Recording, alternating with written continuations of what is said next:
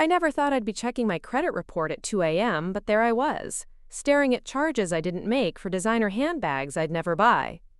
When I saw my daughter-in-law's name on the delivery receipts, my blood turned to ice. She had stolen my identity to fund her shopping addiction. But what she didn't know was that I was about to steal something far more precious to her: her husband's love, respect, and loyalty. And by the time I was done, she'd realized that crossing the wrong mother-in-law was the biggest mistake of her privileged little life. Before we jump back in, tell us where you're tuning in from, and if this story touches you, make sure you're subscribed, because tomorrow, I've saved something extra special for you. My name is Catherine Morrison, and at 64 years old, I thought I'd seen every kind of betrayal life could offer. I was wrong. I live in a quiet suburb of Phoenix, Arizona, in the same adobe-style house where I raised my son Marcus after his father passed when he was just 12. The desert landscape around our neighborhood had always been my sanctuary. Vast, unchanging, honest in its simplicity. Unlike some people I'd come to know. I spent 38 years working as a senior loan officer at Desert Valley Credit Union, where I learned to read people like balance sheets. Numbers don't lie, and neither do the small tells that reveal someone's true character: the way they avoid eye contact when discussing debt, the nervous laugh when explaining late payments, the slight tremor in their voice when they're not being entirely truthful. These skills served me well professionally, but I should have applied them more carefully in my personal life. Marcus had always been my pride and joy. After his father died, it was just the two of us against the world. I worked double shifts to keep him in good schools, drove him to every baseball practice, helped him with college applications late into the night. He grew up to be everything I'd hoped: kind, hardworking, successful. He became a civil engineer, landed a great job with the city, bought his own house in Scottsdale. I was so proud of the man he'd become that when he brought Vanessa Miller home for the first time, I was ready to love anyone who made him happy. Vanessa was stunning in that polished, Instagram-perfect way that seems effortless but probably takes hours to achieve. She had honey blonde hair that never seemed to have a strand out of place, perfectly manicured nails that changed color weekly, and a wardrobe that looked like it came straight from department store window displays. She was 28 to Marcus's 32, worked as a marketing coordinator for a high-end real estate company, and spoke with the kind of confidence that comes from never having been told no about anything important. From the beginning, I tried to build a relationship with her. I invited her to our traditional Sunday dinners, shared family recipes, asked about her work and interests. She was polite, always smiled at the right moments, complimented my cooking, and thanked me for including her. But there was something about her responses that felt rehearsed, like she was performing the role of the perfect daughter-in-law rather than actually being one. When they got engaged after 18 months of dating, I was genuinely happy for Marcus.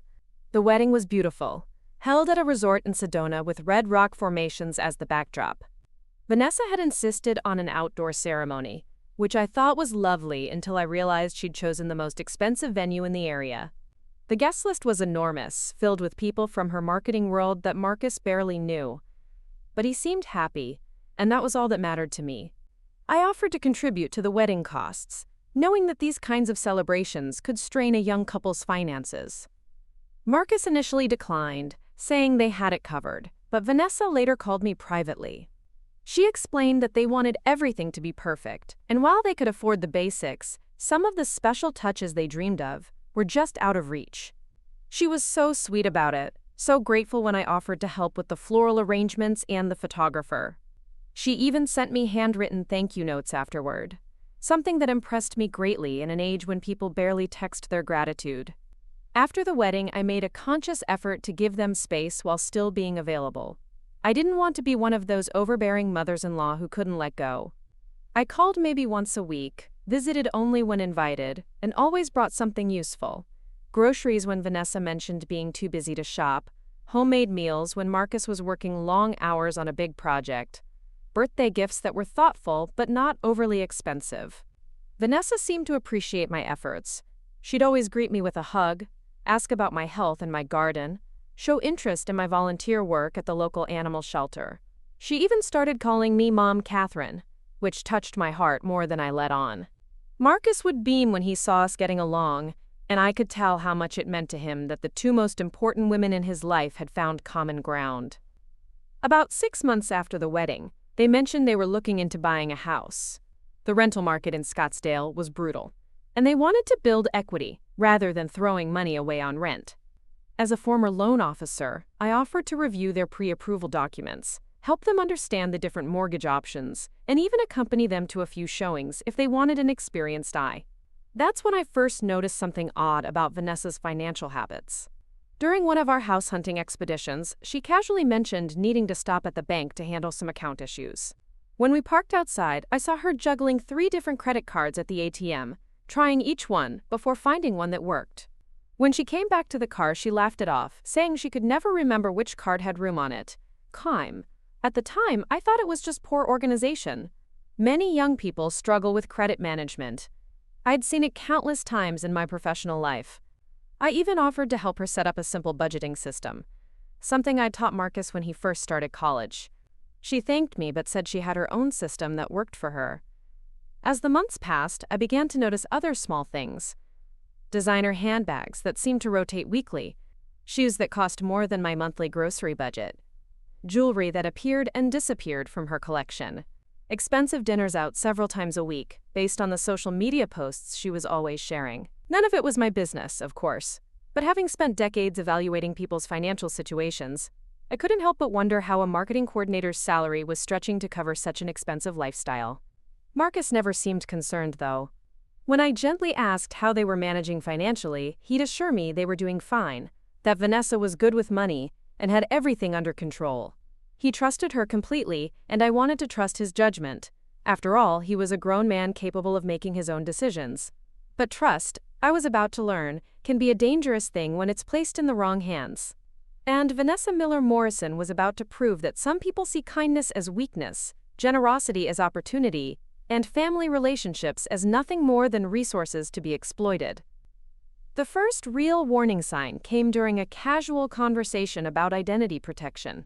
I'd just finished renewing my credit monitoring service and mentioned to both of them how important it was to keep personal information secure. Vanessa seemed unusually interested in the details: which service I used, how often I checked my reports, what kind of information was protected. At the time, I thought she was just being responsible, perhaps considering signing up for monitoring herself. If only I'd known she was taking notes for an entirely different reason. Preparing and narrating this story took us a lot of time, so if you are enjoying it, subscribe to our channel. It means a lot to us. Now back to the story. The shift began so gradually that I almost missed it entirely. It started with small requests, the kind that seem perfectly reasonable when they come from family. Vanessa called one Tuesday afternoon, her voice tight with stress. She'd locked herself out of her car at the mall, Marcus was in meetings all day, and AAA was quoting a 2-hour wait time. Could I possibly pick her up? Of course I could. I dropped everything and drove the 25 minutes to Paradise Valley Mall. When I arrived, I found her sitting on a bench outside Nordstrom, surrounded by shopping bags from stores I couldn't afford to window shop in. She looked genuinely distressed, and I felt a surge of protective instinct. This was my son's wife, after all, and she needed help. During the drive to get a locksmith, she opened up more than she ever had before. She talked about the pressure she felt to maintain appearances at her job, how important image was in real estate marketing, how her boss expected the team to look successful to attract high-end clients. She mentioned that her credit cards were a little tight this month, and she was stressed about making all the payments on time. I listened without judgment. I'd counseled many young people through financial difficulties over the years, and I knew that money troubles often stemmed from deeper issues: insecurity, peer pressure, or simply not understanding how quickly debt could spiral. When we reached her car, I offered to help her organize her finances, maybe set up a payment plan or consolidation loan through my former credit union. She hugged me tightly and said I was the best mother-in-law anyone could ask for. That evening, she texted me a long message thanking me again and saying how lucky she felt to have me in her life. She even sent a photo of her and Marcus at dinner, both of them smiling, with a caption about how grateful she was for family. It warmed my heart. Maybe I'd been overthinking things. Maybe she really was just a young woman trying to find her footing in an expensive world. The requests became more frequent after that. Could she use my address for a package delivery because her apartment complex had been having theft issues? Of course. Could I help her apply for a store credit card because her credit score would be better with a longer address history, and my address was in a more established neighborhood? It seemed logical, and I was happy to help. The paperwork process became a regular occurrence.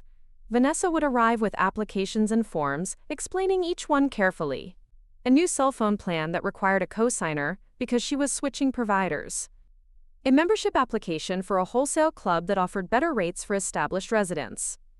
An auto insurance quote that needed a secondary address for comparison purposes. Each request came with a reasonable explanation and genuine gratitude for my help. I should have been more careful about what I was signing, but Vanessa made everything seem so straightforward. She'd point to signature lines, explain what each document was for, and handle all the paperwork herself. She was organized, professional, and always made sure I understood what I was agreeing to. At least, that's what I thought at the time. The personal information sharing escalated gradually. She needed my social security number for some of the applications. She asked about my mother's maiden name for security questions on accounts that listed my address. She wanted to know my birth date and place of birth for insurance forms that required family information. Each piece of data was requested in context, with clear explanations, and I gave it freely because I trusted her. Marcus seemed oblivious to the constant paperwork. When I mentioned it to him, he'd laugh and say that Vanessa was always organizing something, that she was the administrative brain in their relationship. He was proud of how she handled their finances and planning, grateful that he could focus on his engineering work while she managed the household details. But my former loan officer instincts began nagging at me when I noticed inconsistencies in her stories. She'd mentioned that her job was demanding and stressful, but she seemed to have an unusual amount of free time during weekdays. She could meet me for lunch, go shopping, handle appointments, activities that would be difficult if she was working full-time in a demanding role. When I casually asked about her work schedule, she explained that she had flexible hours and could work remotely several days a week. The real estate marketing business was all about building relationships, she said, and sometimes that meant being available at odd hours for client events and showings. Her explanation made sense, but something about it felt rehearsed. Then there were the shopping habits that seemed to be escalating rather than improving, despite our conversations about budgeting. Every time I saw her, she had something new. A purse I'd seen in high-end boutique windows, shoes that cost more than my monthly utilities, jewelry that looked like it belonged in magazine spreads. When I gently asked how she was managing the expenses she'd worried about, she'd wave off my concerns and say she'd worked everything out. The most unsettling moment came during a family barbecue at Marcus and Vanessa's house. I was helping clean up in the kitchen when Vanessa's phone rang. She glanced at the caller ID and quickly declined the call, but not before I caught a glimpse of the screen. It wasn't a name that appeared. It was a number, and next to it, in parentheses, were the letters CC, followed by what looked like the last 4 digits of an account number. When the phone rang again immediately, she declined it again and muttered something about annoying sales calls. But the tension in her shoulders and the way she quickly turned the phone face down told a different story. That wasn't a sales call. That was someone trying to reach her about credit cards, and she was avoiding them. I started paying closer attention after that, and the signs became harder to ignore. Mail deliveries to my address that Vanessa would quickly collect, claiming they were just temporary forwarding issues while she updated her address with various companies. Phone calls that she'd take in another room, speaking in hushed tones before returning with bright smiles and casual explanations about work projects or wedding planning for friends. The breaking point of my growing suspicion came during a shopping trip we took together. Vanessa had suggested we spend a Saturday afternoon at the outlets, and I had agreed, thinking it would be nice to spend time together without the men around. We'd been browsing for about an hour when she spotted a Coach handbag that she absolutely had to have. At the register, she pulled out a credit card that made my stomach drop. It wasn't the bank or design I recognized from her usual cards. This one was silver with a logo I knew well. It was from my credit union, the same institution where I'd worked for nearly 4 decades. When the cashier asked for ID to verify the large purchase, Vanessa showed a driver's license, but her hand was positioned so I couldn't see the name clearly. The transaction went through without problems, and Vanessa was practically glowing with excitement about her purchase. But something cold had settled in my chest. Why would she have a credit card from my credit union? She'd never mentioned banking there. And why had she been so careful about how she held her ID? That night, I called the credit union's after-hours customer service line. I told them I wanted to verify recent activity on my accounts, just as a routine security check. The representative was helpful and professional, running through my checking and savings account activity for the past month. Everything looked normal there. But then, almost as an afterthought, she asked if I wanted to review the activity on my credit card as well. I almost said I didn't have a credit card with them. I'd closed my account years ago when I found better terms elsewhere. But something made me pause, made me say yes. I'd like to review that account too. The silence on the line stretched for what felt like forever, before the representative came back with confusion in her voice. She was showing multiple credit cards associated with my Social Security number, including 3 that had been opened within the past 6 months. The credit limits were substantial, and the recent activity was extensive. My hands began to shake as she read off the details. Hundreds of dollars at high-end boutiques, thousands charged at department stores I'd never even visited. Charges in amounts that would take me months to save up for items I'd never buy. And every single purchase had been made with cards that bore my name, my Social Security number, and my credit history, but none of which I had ever applied for or authorized. The representative was still talking, asking if I wanted her to read the delivery addresses for recent purchases, but I'd stopped listening, because I already knew where those packages had been delivered. And I already knew who had been collecting them from my front porch, with helpful explanations about temporary forwarding issues. My daughter-in-law hadn't just stolen my identity.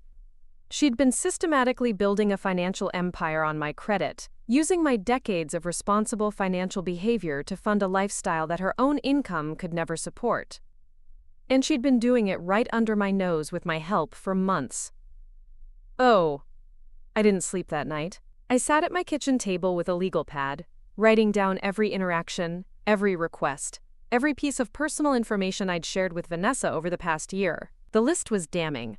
My Social Security number for insurance forms, my mother's maiden name for security questions, my birth date and place of birth for family emergency contacts, even my first pet's name, which I'd shared during a casual conversation about childhood memories. She hadn't just stolen my identity, she'd orchestrated an elaborate con that had taken months to execute.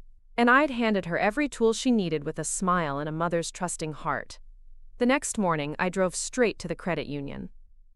I needed to see the damage with my own eyes, needed to understand exactly how deep this betrayal went. Sarah Martinez, the fraud specialist I was connected with, spread the paperwork across her desk like a coroner laying out evidence. The picture that emerged was far worse than I'd imagined. The Sullies. There weren't just 3 credit cards. There were 7 accounts opened in my name across 4 different institutions. The applications had been submitted online, using my personal information but with Vanessa's email address and phone number listed as primary contacts. The billing addresses were a mix of my home address and a P.O. box I'd never heard of. The credit limits totaled over $85,000, and nearly every penny had been spent. Sarah walked me through the purchase history, her voice growing more incredulous with each entry. Designer handbags from Prada, Gucci, and Louis Vuitton, jewelry from Tiffany & Company, shoes from Christian Louboutin and Jimmy Choo, clothing from high-end boutiques in Scottsdale's Fashion Square that I'd only ever walked past. There were charges at exclusive restaurants, luxury spas, and even a 3-day weekend at a resort in Sedona that had been charged just 2 weeks earlier. But the most devastating discovery was the mortgage application. Vanessa had used my identity and credit score to pre-qualify for a home loan of $650,000. The application listed her as the primary borrower, but my information was attached as a co-signer and guarantor. If the loan had gone through, I would have been legally responsible for a mortgage payment that was 3 times my entire monthly income. The only reason this didn't process, Sarah explained, is because they required an in-person verification appointment, and the person who showed up didn't match the photo ID on file for Catherine Morrison. The loan officer flagged it as suspicious and put a hold on the application. I stared at the mortgage paperwork, feeling nauseous. Vanessa had been planning to buy a house using my credit, my financial history, my reputation, built over decades of responsible money management. She would have gotten the home of her dreams while saddling me with a debt that would have destroyed my retirement and possibly forced me into bankruptcy. The fraud had been sophisticated and methodical. Vanessa had started small, testing the waters with minor purchases to see if the accounts would be monitored. When no red flags appeared, she'd grown bolder. She'd even called the credit card companies pretending to be me, updating contact information and requesting higher credit limits.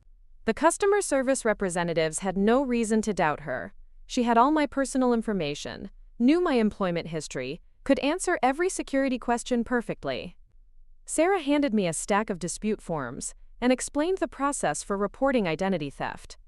It would take months to resolve, possibly years. Every account would need to be investigated individually. I'd have to file police reports, contact credit bureaus, provide documentation proving I hadn't made these purchases. In the meantime, my credit score was already taking hits from high balances and missed payments on accounts I'd never known existed. "I have to ask," Sarah said gently, "do you have any idea who might have had access to your personal information?" This level of detail usually indicates someone close to the victim. I looked at her across the desk, this professional woman who'd probably seen dozens of cases like mine, and said the words that made it real: my daughter-in-law. The drive home felt surreal. I kept thinking about all the times Vanessa had hugged me, called me Mom Catherine, sent those sweet thank you texts. I thought about the wedding photos, where she'd looked so radiant standing next to Marcus, how proud I'd been to welcome her into our family. Every moment of affection, every gesture of gratitude, every instance of seeming closeness had been part of an elaborate performance designed to make me trust her enough to give her everything she needed to destroy my financial life. When I got home, I called in sick to my volunteer shift at the animal shelter. I couldn't face being around other people, couldn't pretend everything was normal when my world had just tilted off its axis. Instead, I sat in my living room and did something I'd never done before. I went through Vanessa's social media accounts with the clinical eye of a detective. Her Instagram was a catalog of the life my stolen identity had funded. Photos of her designer handbags artfully arranged on marble surfaces. Mirror selfies showcasing outfits that cost more than most people's monthly salaries. Check-ins at expensive restaurants and luxury hotels. She'd even posted pictures of the Sedona resort weekend, hashtagging it as blessed and living my best life. Each post had dozens of comments from friends expressing envy and admiration. Goals, they wrote, "You're so lucky. Living the dream." None of them knew they were admiring the fruits of identity theft. None of them realized that every designer item, every luxury experience, every seemingly perfect moment had been purchased with someone else's financial future. But what made my blood run cold was discovering her Pinterest boards. She had an entire collection titled Dream Home, filled with images of multi-million-dollar houses in Scottsdale and Paradise Valley. Another board called Future Life showcased luxury cars, vacation destinations, and home decor that would cost more than my annual income. She hadn't just been stealing from me randomly, she'd been planning an entire lifestyle upgrade, mapping out a future that my credit and financial history would fund. The most chilling discovery was a board titled Investment Strategies that included articles about using other people's credit to build wealth, information about joint financial accounts, and tips for leveraging family relationships for financial growth. She hadn't stumbled into this fraud accidentally. She'd researched it, planned it, approached it like a business strategy. That evening, Marcus called to check on me. It was his usual weekly call, the dutiful son touching base with his mother. His voice was cheerful as he told me about work, mentioned a promotion he was hoping for, asked about my garden and my volunteer work. The conversation felt like it was happening in a parallel universe, where his wife wasn't systematically destroying my financial life.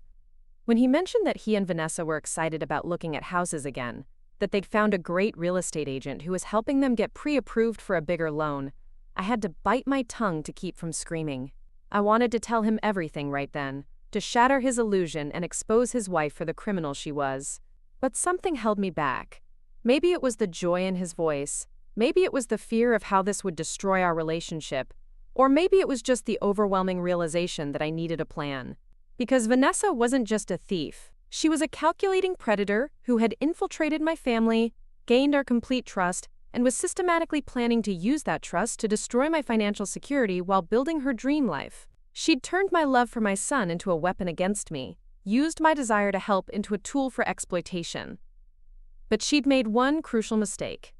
She'd targeted someone who understood exactly how the financial system worked, someone who knew how to trace paper trails and build cases. She'd stolen from a woman who'd spent 4 decades learning how to protect people from exactly this kind of fraud. And now, armed with evidence and fueled by a rage I'd never felt before, I was going to show her what happened when you crossed the wrong mother-in-law. The war was about to begin, and Vanessa had no idea what was coming for her. Planning my revenge required the same methodical approach I'd used for decades in loan approvals: careful research, documented evidence, and a clear understanding of all possible outcomes. But this time, instead of protecting the credit union's interests, I was protecting my own family from a predator who happened to be married to my son. The first step was understanding exactly who Vanessa Miller really was. I hired a private investigator named David Chen, a former police detective who specialized in financial fraud cases. David was recommended by Sarah at the credit union, and his initial consultation revealed that my case wasn't unique. According to him, family-based identity theft was becoming increasingly common, particularly involving in-laws who had gained intimate access to personal information. David's background check on Vanessa revealed disturbing patterns. Her employment history was spotty. She'd been fired from 2 previous marketing positions for irregularities with expense accounts. There was a civil lawsuit from her previous landlord claiming $8,000 in unpaid rent and property damage. Most shocking of all, she'd been married once before, to a man named Robert Chen in Nevada. A marriage that had lasted only 14 months and ended when Robert discovered she'd opened credit cards in his name. The MO is identical, David explained during our second meeting. She targets financially stable people, gains their trust through emotional manipulation, then systematically exploits their personal information for financial gain. Your son isn't her first victim, and if this pattern holds, he won't be her last. The Nevada marriage had ended in divorce with a restraining order. Robert Chen had been forced to file bankruptcy after Vanessa's spending spree destroyed his credit. According to court documents, she'd stolen over $45,000 from him using the same methods she was now using on me: gradual information gathering, forged applications, and a complete willingness to destroy someone's financial future for designer handbags. But David's most valuable discovery was Vanessa's current financial situation. Despite the appearance of wealth, she was drowning in debt. She owed back taxes to the IRS, had defaulted on a car loan, and was being pursued by collection agencies for medical bills and credit card debt that predated her marriage to Marcus. The expensive lifestyle she'd been flaunting was entirely funded by stolen credit. Mine and apparently several other victims David had identified through cross-referencing her known addresses and associates. She's what we call a financial serial killer, David said. She destroys people's economic lives and moves on to the next victim. The only way to stop her is to cut off her access to resources and expose her pattern of behavior. Armed with this information, I began phase 1 of my plan, protecting Marcus without revealing the full scope of what I'd discovered. I couldn't risk him warning Vanessa or giving her time to cover her tracks. Instead, I focused on subtle interventions designed to limit her access to new victims and create evidence trails she didn't know existed. I started by alerting Marcus to identity theft prevention measures that were supposedly recommended by my former credit union colleagues. I called him with genuine concern in my voice, explaining that senior citizens were being targeted by sophisticated scammers, and that financial experts were recommending families take protective steps. I suggested he freeze his credit reports, set up monitoring services, and be careful about sharing personal information, even with people he trusted.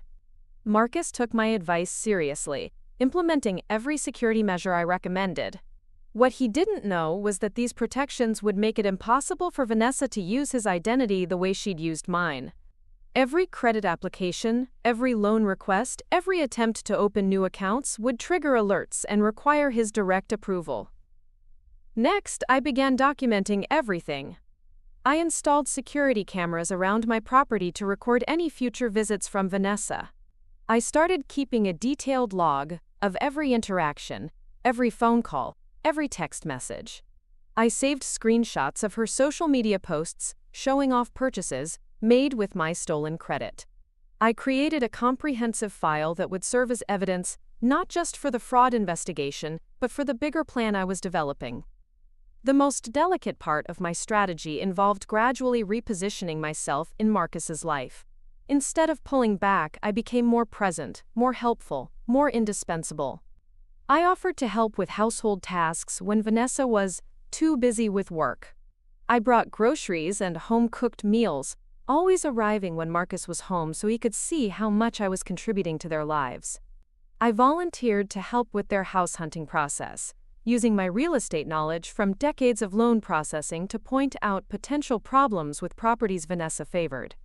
I'd find issues with foundation reports, problems with neighborhood property values, concerns about flood zones, always legitimate issues, but coincidentally ones that would delay or complicate their ability to secure the mortgage Vanessa was fraudulently pursuing in my name.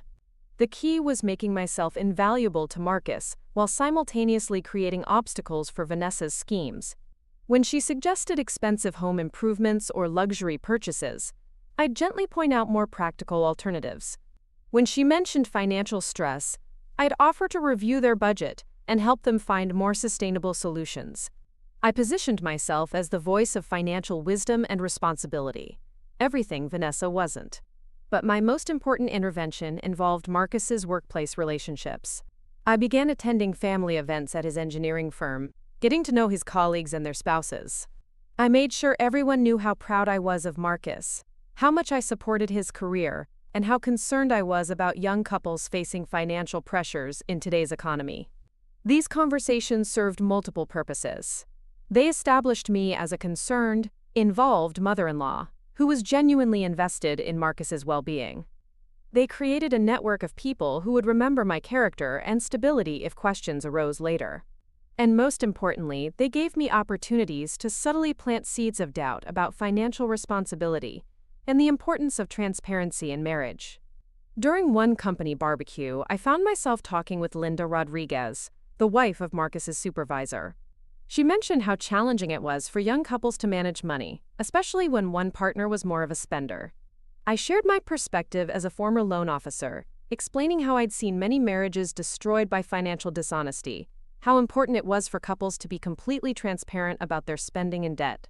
Marcus is so lucky to have found someone responsible, Linda said, glancing toward where Vanessa was showing off her newest designer purse to a group of younger wives. I certainly hope so, I replied carefully. Financial compatibility is so important in a marriage. I've seen too many good people get hurt when their partners weren't honest about money matters. These conversations were strategic investments. I was building a foundation of credibility and concern that would serve me well when the truth about Vanessa inevitably came to light. People would remember that I'd been worried about financial responsibility long before any scandal broke. Meanwhile, Vanessa seemed completely unaware that anything had changed. She continued using the fraudulent credit cards, continued collecting packages at my address, continued playing the role of loving daughter-in-law. She even invited me to lunch one afternoon, chattering excitedly about a designer outlet sale she'd discovered and asking if I wanted to come shopping with her. Sitting across from her at that trendy cafe, watching her browse through photos of handbags that cost more than most people's monthly salaries, I felt a cold satisfaction. She thought she was so clever, so untouchable. She had no idea that every purchase she made was being documented, every lie she told was being recorded, every manipulation she attempted was being cataloged for the reckoning that was coming. Because phase 1 of my plan was just the foundation. I was protecting Marcus, gathering evidence, and positioning myself strategically for what came next. Phase 2 would be much more direct, much more devastating, and would target the one thing Vanessa valued more than money: her image and her access to the comfortable life she thought she'd secured. She'd stolen my identity to fund her dreams. Now I was going to steal something far more precious to her: her husband's love, trust, and loyalty. And when I was finished, she'd discover that crossing Catherine Morrison was the biggest mistake of her criminal little life. Trust her. The beauty of my plan was its subtlety. Vanessa had spent months carefully manipulating situations to gain access to my personal information. Now it was my turn to be the puppet master, pulling strings she couldn't even see while she continued to play the role of the perfect wife and daughter-in-law. My first major move came during Marcus's birthday celebration. I'd offered to host a dinner party at my house, insisting that I wanted to do something special for my son's 33rd birthday. Vanessa had been surprisingly enthusiastic about the idea, probably because it meant she wouldn't have to cook or clean, and she could show off her newest designer dress to our extended family. I invited Marcus's work colleagues, our neighbors, a few family friends, and my brother Thomas, who lived in Tucson. The guest list was carefully curated. People who respected my judgment, who knew my character, and who would remember the evening for all the right reasons. What Vanessa didn't know was that I'd also invited Robert Chen. David Chen, my private investigator, had tracked down Vanessa's ex-husband and discovered something remarkable. Robert wasn't just another victim. He was a financial crimes investigator for the Nevada Attorney General's office. His marriage to Vanessa had been both personal devastation and professional embarrassment, but it had also given him intimate knowledge of her methods and an intense desire to see her finally face consequences. Robert arrived early, as I'd requested. He was a quiet, serious man in his late 30s, with the careful demeanor of someone who'd learned not to trust easily. Over coffee in my kitchen, he shared details about his marriage that made my blood run cold. Vanessa's manipulation had been even more sophisticated with him because of his professional background. She'd researched his work, learned the language of financial investigation, and used his own expertise against him. She made me feel like I was being paranoid, Robert explained. Every time I questioned a charge or asked about spending, she'd turn it around and make me feel like I was being controlling or suspicious. She'd say things like, "I thought you trusted me," or, "Is this how you treat criminals at work?" She was brilliant at making me doubt my own instincts. The plan was for Robert to attend the party as my friend's guest, someone I'd met through volunteer work who happened to be visiting from Nevada. He wouldn't confront Vanessa directly or reveal their connection. Instead, he'd simply exist in the same space, maybe engage in casual conversation, and see if she recognized him or showed any signs of nervousness. As guests arrived for the party, I watched Vanessa work the room with practiced charm.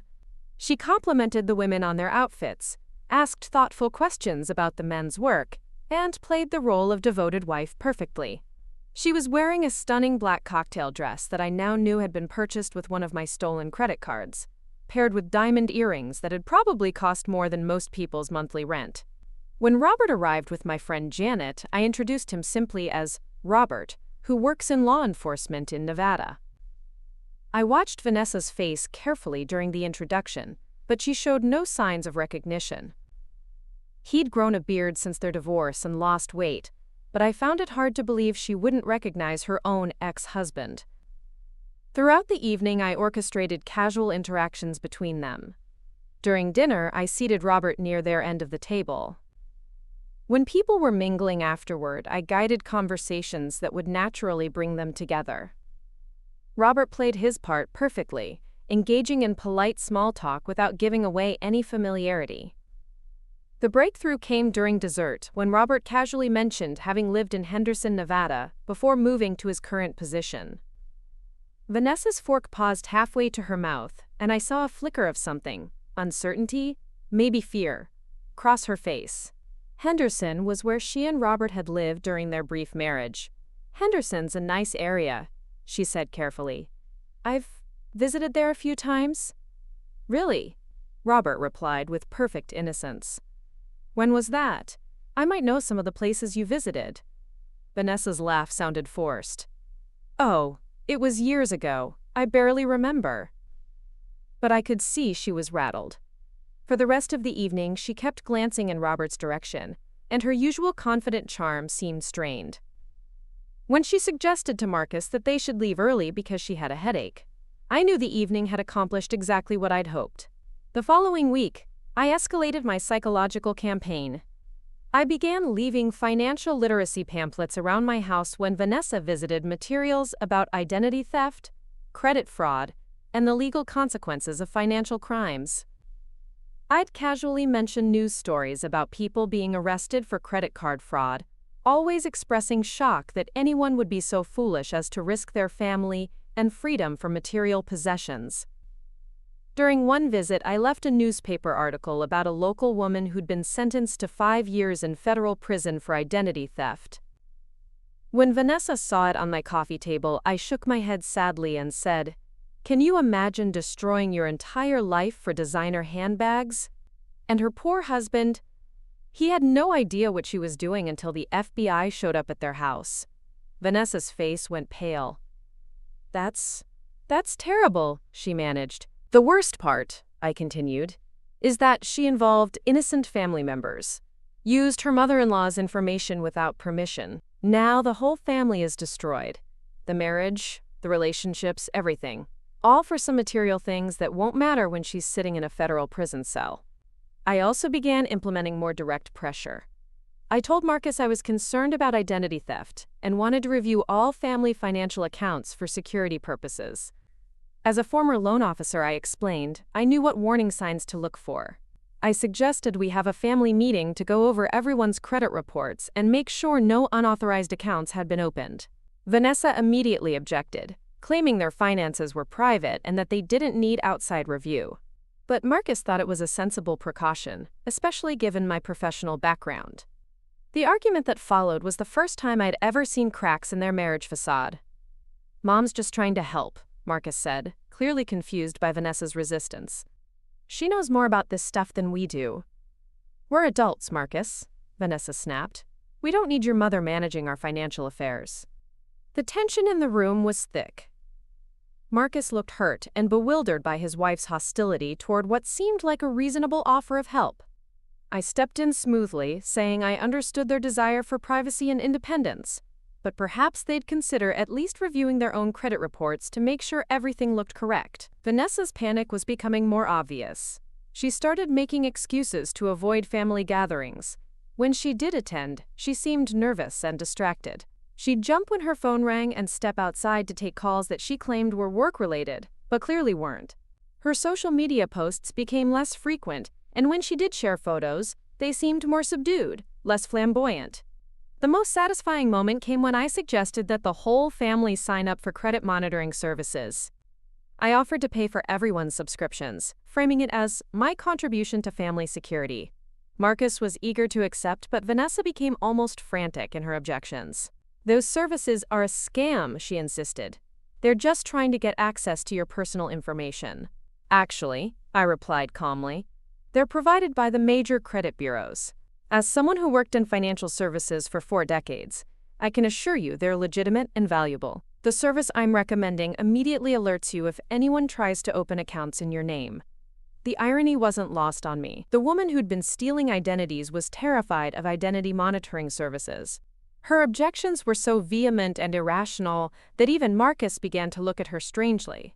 Meanwhile, David Chen was continuing his investigation and had uncovered even more damaging information. Vanessa was being investigated by the Arizona Department of Revenue for tax fraud.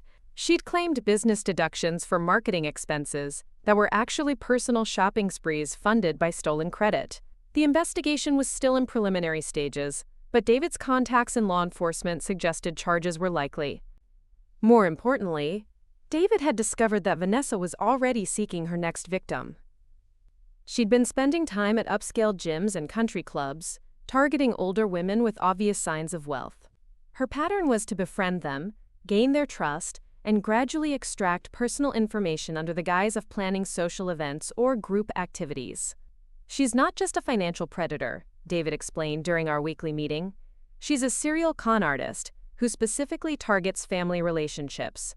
The emotional manipulation is as important to her as the money. She gets satisfaction from fooling people who trust her."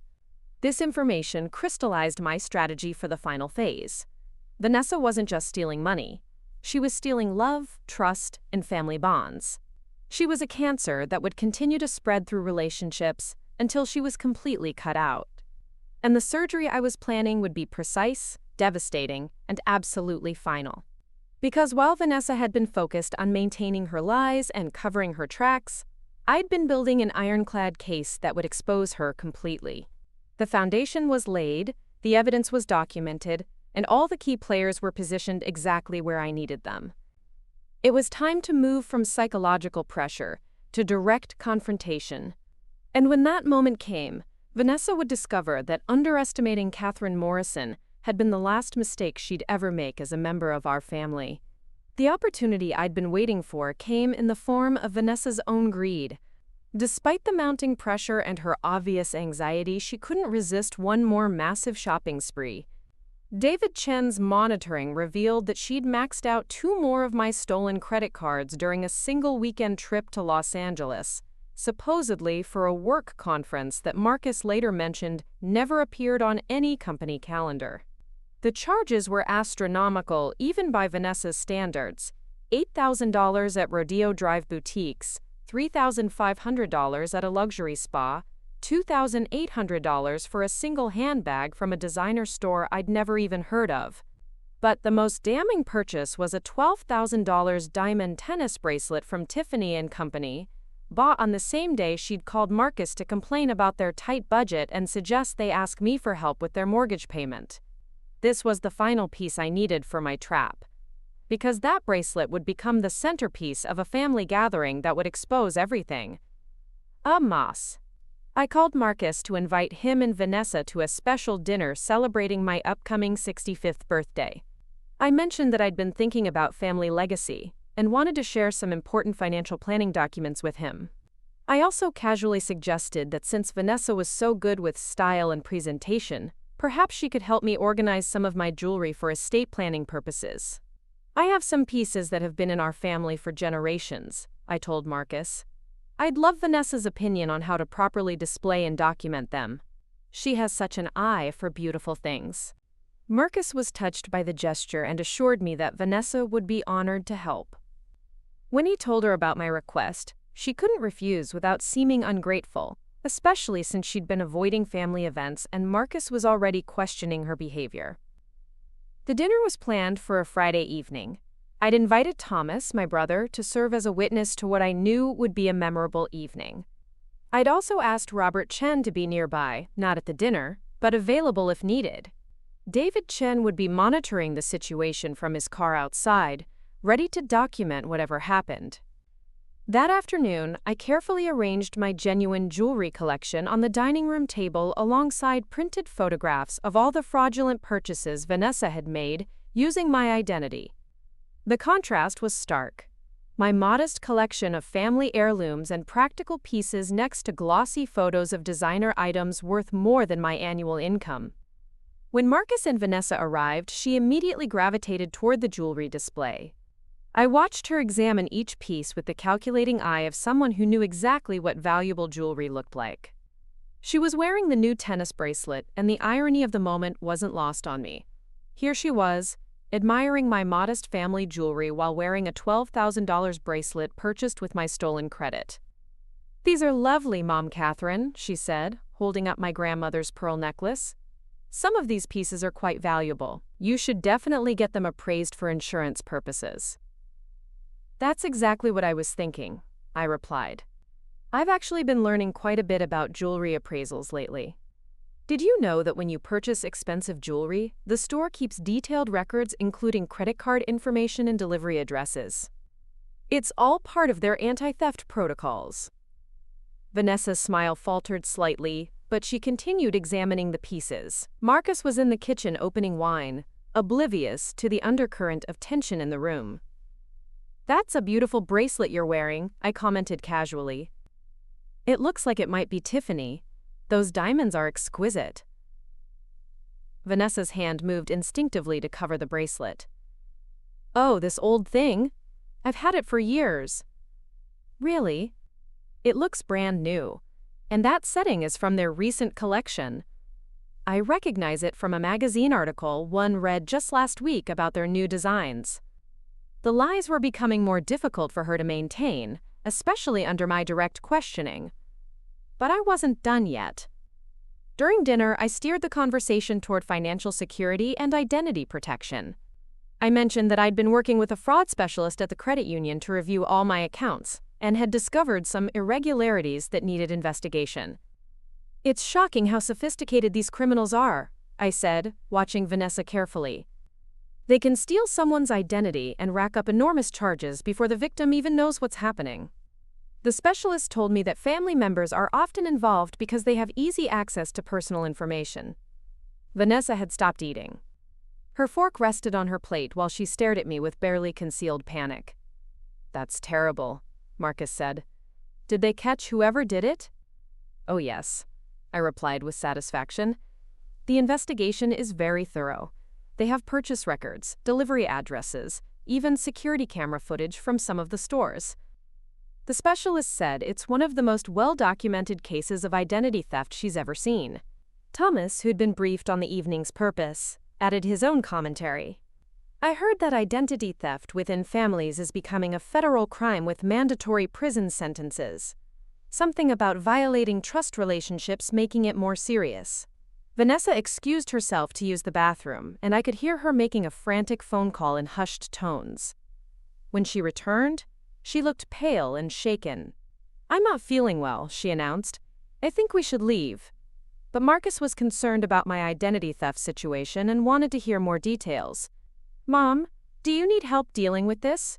I could take time off work to go to the bank with you." "That's sweet of you, honey, but I have everything under control. The authorities are handling it now." It was time for the final revelation. I stood up and walked to the sideboard where I'd placed a manila folder. "Actually, there's something I need to show both of you," I said, returning to the table with the folder. "Since we're family, I think you should know exactly what the investigators found." I opened the folder and spread out the evidence methodically. Credit card statements with Vanessa's charges highlighted in yellow, photos of her social media post showing off purchases made with my stolen credit, the mortgage application she'd submitted using my information, store receipts with delivery addresses that matched places she'd lived or worked. Marcus stared at the documents in confusion. "Mom, what is this?" "This is proof that someone very close to our family has been systematically stealing my identity for over a year," I said calmly. "Someone who had access to my personal information, who knew my daily routines, who could intercept mail and packages without suspicion." Vanessa sat frozen, her face drained of all color. The tennis bracelet on her wrist seemed to catch the light, sparkling like evidence of her guilt. "The most recent purchase," I continued, pointing to the Tiffany receipt, "was made last weekend, a diamond tennis bracelet identical to the one Vanessa is wearing right now." Marcus looked from the receipt to his wife's wrist, his expression shifting from confusion to horrified understanding. "Vanessa?" She opened her mouth but no words came out. For the first time since I'd known her, the perfectly polished facade cracked completely. The confident, manipulative woman who'd been stealing from me for months was reduced to a cornered animal with nowhere to run. "The bracelet was a gift," she finally whispered. "From whom?" I asked. "Because according to this receipt, it was purchased with a credit card in my name, using my social security number, and delivered to the P.O. box you've been using to hide your fraudulent purchases." The silence in the room was deafening. Marcus was staring at his wife like he'd never seen her before, processing the magnitude of her betrayal. Thomas sat quietly, serving as the witness I'd needed for this moment. "There's more," I said, pulling out additional documents. "The mortgage application, the previous marriage, the pattern of financial fraud that goes back years." But I didn't need to say anything else. Marcus was already putting the pieces together, remembering all the times his mother had tried to help with financial planning, all the times Vanessa had resisted transparency, all the expensive purchases that had never quite made sense on her salary. The trap was sprung, and there was no escape. Vanessa's criminal empire, built on stolen identity and betrayed trust, was crumbling around her. And the look of absolute devastation on Marcus's face told me that her marriage was about to crumble along with it. The war was almost over, and I had won more decisively than I'd ever imagined possible. The silence that followed my revelation stretched for what felt like an eternity. Marcus sat motionless, staring at the evidence spread across my dining room table like artifacts from a crime scene.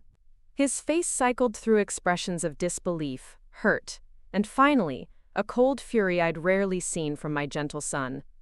Vanessa made one last desperate attempt to salvage the situation. "Marcus, you have to believe me. This is all a misunderstanding. Your mother has never liked me, and she's twisting everything to make me look bad." But the evidence was too overwhelming, too detailed, too damning for even the most skilled manipulator to explain away. Marcus picked up the Tiffany receipt and compared it to the bracelet on his wife's wrist. The purchase date, the item description, the credit card number, everything matched perfectly. "Take it off," he said quietly. "What?"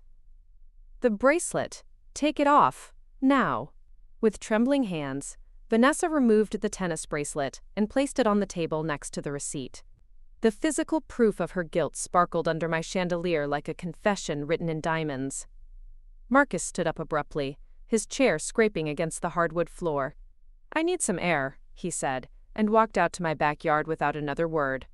Vanessa tried to follow him, but I blocked her path. "I think you've done enough damage for one evening." For the first time, the mask dropped completely. The sweet, grateful daughter-in-law vanished, replaced by someone cold and calculating. "You have no idea what you've just done," she hissed. "You've destroyed your own son's marriage. He'll never forgive you for this." "I didn't destroy his marriage," I replied calmly. "You did, the moment you decided to steal from his mother. I just made sure he found out before you could destroy his credit and his future along with mine." Thomas, who'd been sitting quietly throughout the confrontation, finally spoke up. "Vanessa, I think you should leave, now." She looked around the room one more time, perhaps hoping for some miracle that would undo what had just happened. When none came, she grabbed her purse and headed for the door, but not before delivering one final threat. "This isn't over, Catherine. You think you're so smart, but you have no idea what I'm capable of."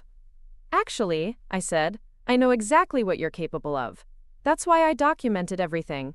And that's why Detective Johnson from the Phoenix Police Department will be receiving my full report first thing Monday morning."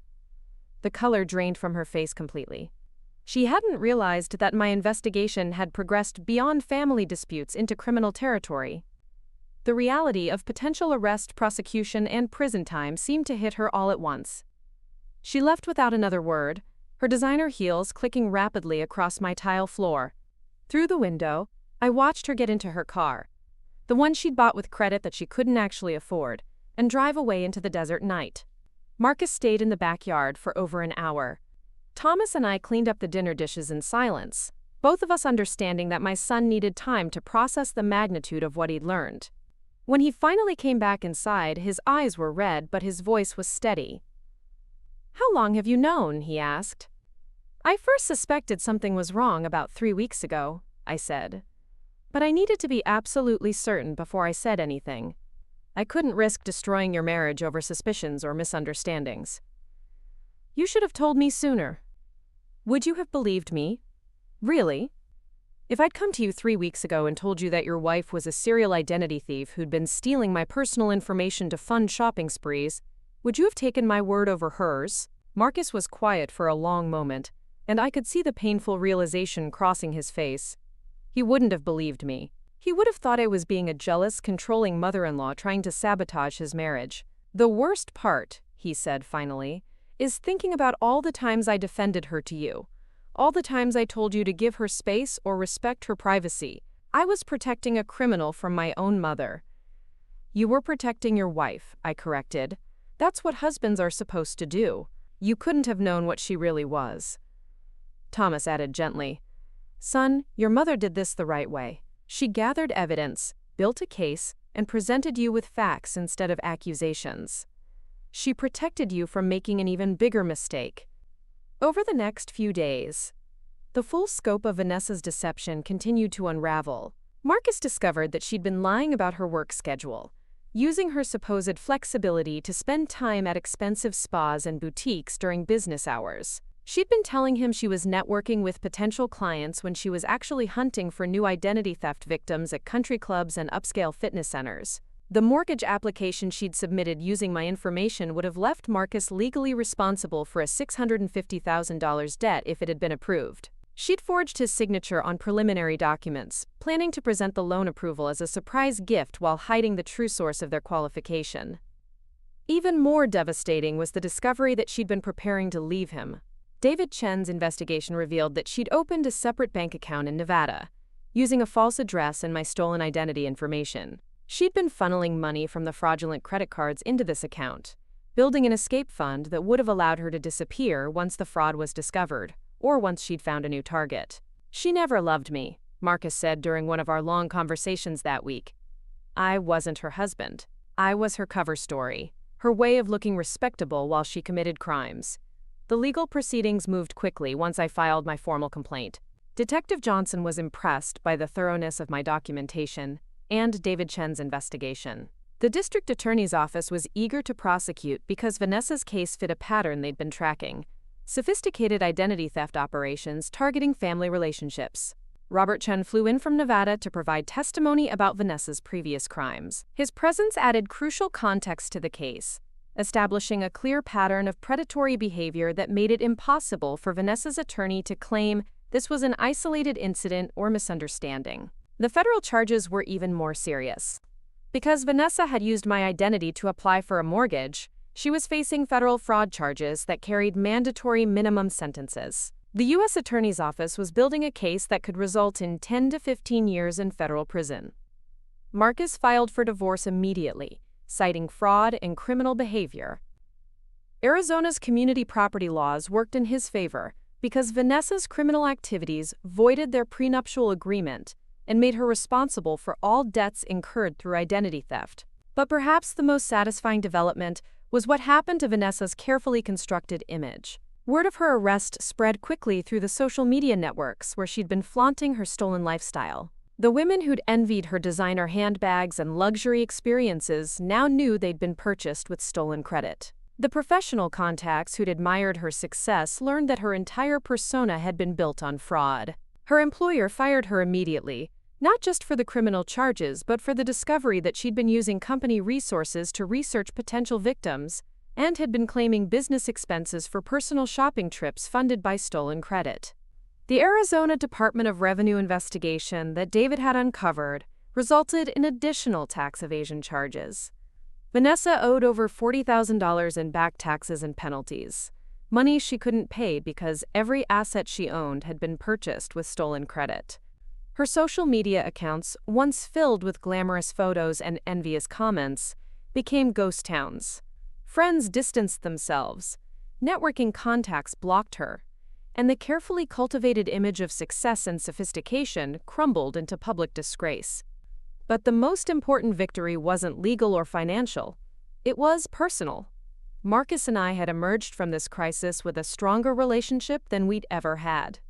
The experience had shown him that I would always protect him, even when it meant making difficult choices and taking risks. "I never understood before how much you love me," he told me one evening as we sat on my back porch, watching the Arizona sunset paint the desert landscape in shades of gold and red.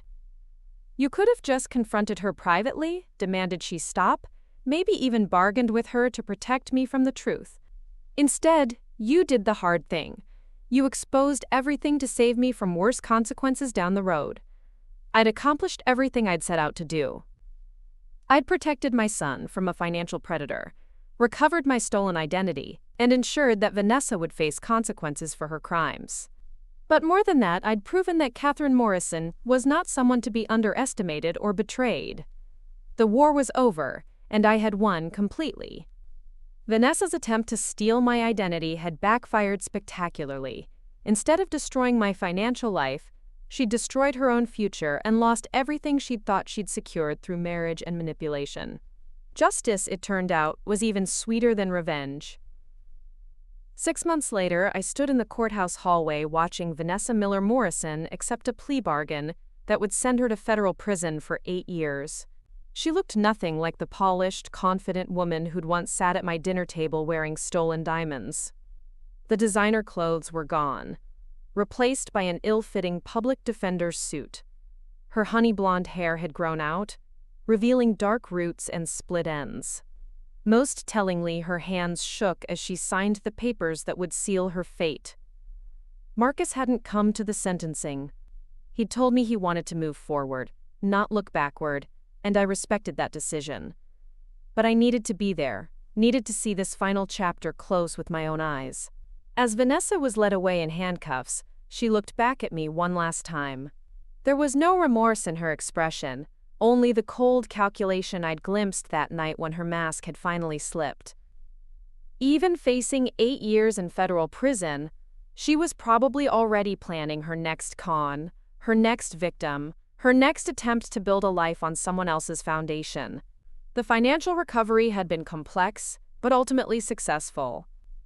David Chen's investigation had helped the FBI track down every fraudulent account, every stolen purchase, every dollar that had been stolen from me. The credit card companies had been surprisingly cooperative once they understood the scope of the fraud. Most of the charges were reversed, though I was still working through disputes on some of the more exotic purchases Vanessa had made during her final shopping sprees. My credit score, which had taken a devastating hit during the peak of Vanessa's fraud, was slowly recovering. The identity monitoring services I'd installed were working perfectly, alerting me to any new attempts to use my personal information. More importantly, I'd implemented security measures that would make it virtually impossible for anyone to access my financial accounts without my direct authorization. But the real transformation hadn't been financial. It had been personal. The experience had taught me lessons about trust, boundaries, and the difference between kindness and naivete that I wished I'd learned decades earlier. Marcus had thrown himself into rebuilding his life with the same methodical approach he used in his engineering work. The divorce had been finalized quickly once Vanessa was arrested. Her attorney had advised her not to contest anything, knowing that fighting would only draw more attention to her criminal behavior and potentially result in additional charges. He'd sold the house they'd shared, unable to live surrounded by memories of what he now understood had been an elaborate lie. Instead, he'd bought a smaller place closer to my neighborhood, a charming, adobe-style home that reminded him of the house where he'd grown up. We'd spent several weekends helping him settle in, painting walls and arranging furniture, rebuilding the sense of family that Vanessa had tried to exploit and destroy. "I feel like I can breathe again," he'd told me one Saturday afternoon as we hung pictures in his new living room. I didn't realize how much stress I was carrying, always wondering why money was tight, always feeling like I was disappointing her somehow. It's like I was living in a fog for 2 years. The experience had also brought unexpected gifts. Marcus had started attending a support group for families of financial crime victims, where he'd met other people who understood the unique trauma of being betrayed by someone you'd trusted completely.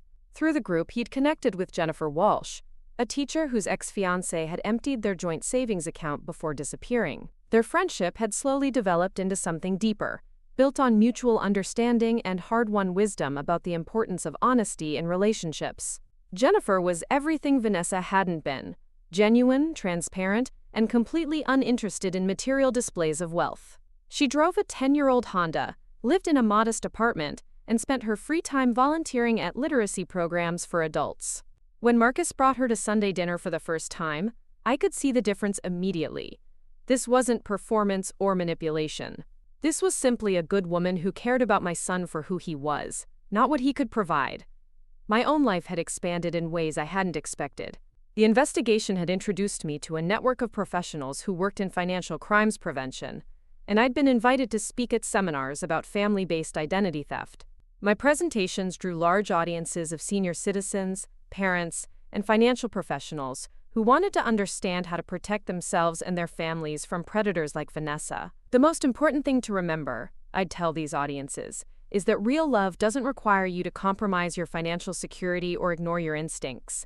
If someone who claims to care about you is pressuring you to share personal information, to co-sign for loans, or to keep financial secrets from other family members, those are warning signs that need to be taken seriously.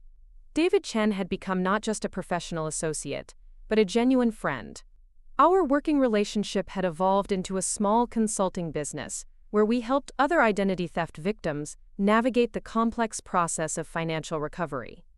Many of our clients were seniors who'd been targeted by adult children, grandchildren, or caregivers who'd exploited their trust.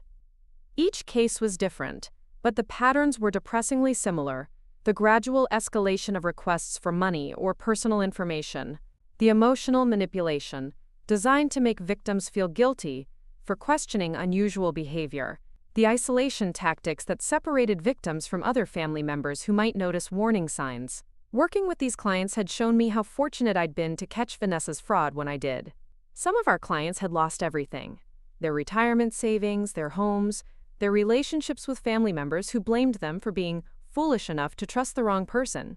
Robert Chen had become another unexpected friend. His experience with Vanessa had been more devastating than mine because he'd been emotionally invested in their marriage. But his professional background had helped him understand the psychology of financial predators in ways that informed my own healing process.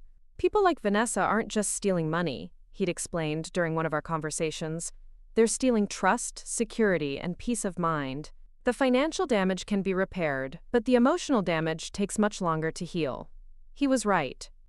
Even 6 months later, I still found myself being more cautious about sharing personal information, more analytical about people's motivations when they asked for help or favors. It wasn't paranoia. It was wisdom earned through painful experience. The most profound change had been in my relationship with Marcus. The crisis had stripped away the polite distance that had characterized our adult relationship and replaced it with genuine intimacy and mutual respect.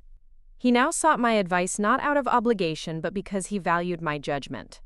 I offered help not from a need to feel needed, but from a desire to support his genuine goals and dreams. "I understand now why you always taught me to be independent," he said during one of our long conversations about his future plans. "You weren't trying to push me away. You were trying to make sure I'd be strong enough to recognize when someone was trying to use me." On the first anniversary of Vanessa's arrest, Marcus and Jennifer joined me for dinner at my house. We didn't discuss the past or rehash the trauma we'd all survived.